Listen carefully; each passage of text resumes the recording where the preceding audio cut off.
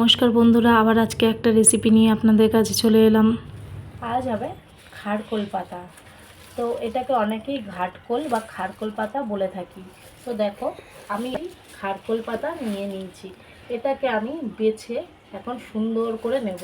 তো দেখো, তোমাদের সাথে শেয়ার করব ভিডিওটা যে খাড়কোল পাতা কিভাবে পড়ে। এই যে খাড়কোল পাতাগুলোকে কিন্তু আমি ধুয়ে ভালো করে এরমভাবে কেটে নিয়েছি, দিয়ে আরেকবার কিন্তু আমি এটাকে ভালো করে ধুয়ে নেবো। দেখতেই পাচ্ছ, এরকম কুচি কুচি করে কিন্তু আমি খাড়কোল পাতাটাকে ভালো করে কেটে নিয়েছি। তো দেখে গেছে, এটা জল রসুন আর এইভাবে কিন্তু এই যে মিক্সির মধ্যে দিয়ে দিলাম রসুন কাঁচা লঙ্কা, এতে একটু তেল দিয়ে দিলাম। দিয়ে এবার কিন্তু আমি খাড়কোলটাকে একটু ভাজা ভাজা মতো করে নেব। তারপরে কিন্তু আমি এটা মিক্সি গ্রাইন্ডারে হোক, আপনাদের যদি শিলনোড়া থাকে শিলনোড়া, মিক্সি গ্রাইন্ডারে যাতে হোক, আপনারা কিন্তু এটা বেটে নিতে পারেন। তো দেখুন, আমার তেলটা গরম হয়ে আসলে, আমি কিন্তু গরম এখনও হয়নি, জাস্ট দেওয়া হলো। তেলটা গরম হলেই আমি খাড়কোল পাতাগুলো কিন্তু দিয়ে ভালো করে ভাজা ভাজা মতো করে নেব। পাতা ভাজা করার জন্য প্রথমে কিন্তু আমি এখানে সামান্য পরিমাণে, এই যে সামান্য পরিমাণে একটুখানি কালো জিরে দিয়ে দিলাম। এরপরে আমি যেটা দেবো, কারণ খাড়কোল পাতাটা যাতে গলা না ধরে তার ব্যবস্থা করতে হবে। এরপরে আমি দিয়ে দেবো দুটো শুকনো লঙ্কা। এই যে একটা শুকনো লঙ্কা দিয়ে দিলাম, এই যে একটা শুকনো লঙ্কা দিয়ে দিলাম। আর এই যে এই কটা ওই যেই রসুনগুলো নিয়েছিলাম আমি খাড়কোল পাতা বাটাগুলো, তার থেকে কটা রসুন আমি ভাজার মধ্যে দিয়ে দিলাম, তাহলে সেন্টটা ভালো হবে খাড়কোল পাতা। তো দেখতেই পাচ্ছ তোমরা, এখানে কিন্তু ভাজা ভাজা হয়ে আসছে এটা। এবারে কিন্তু আমি খাড়কোল পাতাগুলো দিয়ে দেবো। এই খাড়কোল পাতাটা একটু ভেজে দেবো।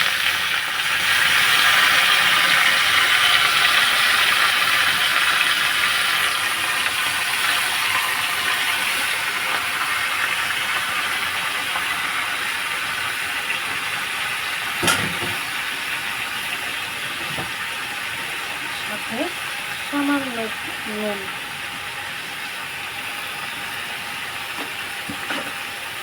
ভালো করে পাতাটাকে কিন্তু আমি এইভাবে ভেজে ভাজা ভাজা মতো করে নেবো। যা জল আছে পাতা যাতে করে দেবো।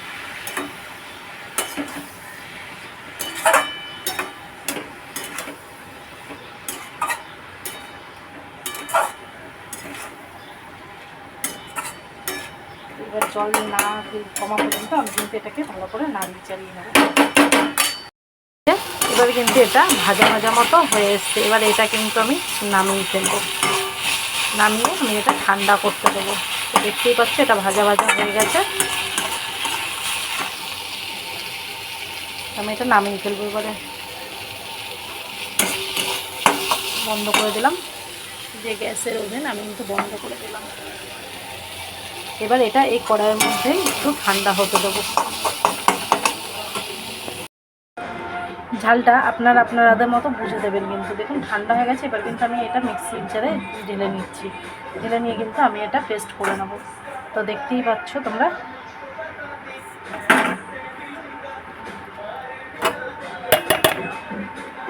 তো চলো পেস্ট করে তোমাদের সাথে আবার ফিরে আসছি। এটা খাড়কোল পাতাটা কিন্তু এরমভাবে বাটা হয়ে গেছে, দেখতেই পাচ্ছ খাড়কোল পাতা এরমভাবে বাটা হয়ে গেছে। এবার কিন্তু আমি কড়াইতে একটু তেল দেবো, দিয়ে এটাকে ভালো করে আবার সাঁতলে নেবো। বাচ্চা কড়াইতে তেল কিন্তু আমি দিয়ে নিচ্ছি। তেলটা কিন্তু আমার গরম হয়ে এসছে। তোমরা কে কীরমভাবে বানাও খাড়কোল পাতা, তো প্লিজ আমাকে কমেন্ট করে জানিও যে কে কীরকমভাবে বানাও।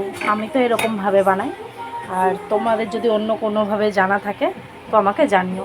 তো দেখো, আমি খাড়কোল পাতাটা কিন্তু এবার দিয়ে দিলাম এর মধ্যে, দিয়ে এটা কিন্তু আমি ভালো করে নাড়াচাড়া করবো। দেখতেই পাচ্ছ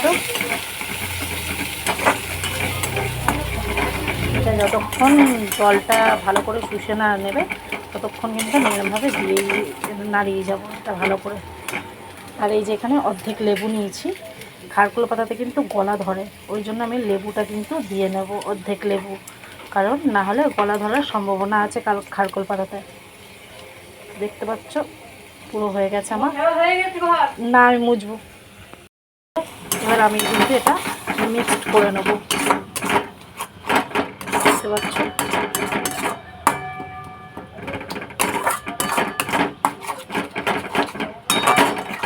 এটা দিয়ে এটা ভালো করে মিক্সড হয়ে গেছে, দেখো।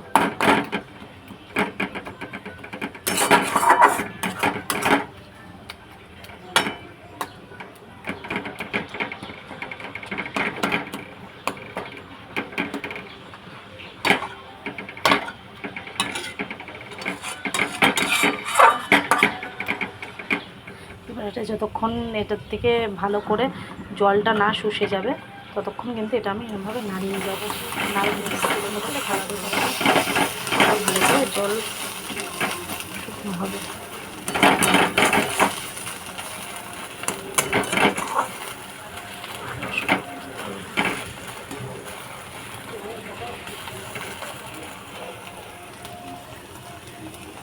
আমার কিন্তু খারকোল পাতা বাটা রেডি।